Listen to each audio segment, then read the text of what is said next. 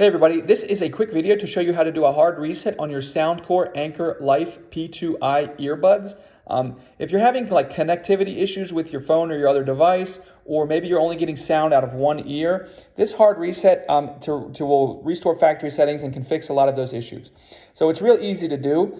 First things first, you're just going to put your earbuds in the case.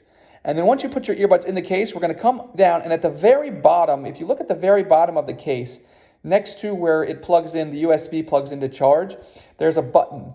And what you're going to do is you're going to press and hold that button. And while you're pressing and holding that button, you'll see this light will blink white.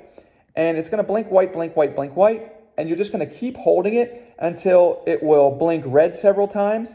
And then once it blinks red several times, it will go back to blinking white. And that's how you know that the reset is complete. And once that's done, you can go ahead and reconnect the earbuds. You'll have to repair them with whatever device because everything will be deleted. But you're good to go. Thanks a lot for watching. Have a great day.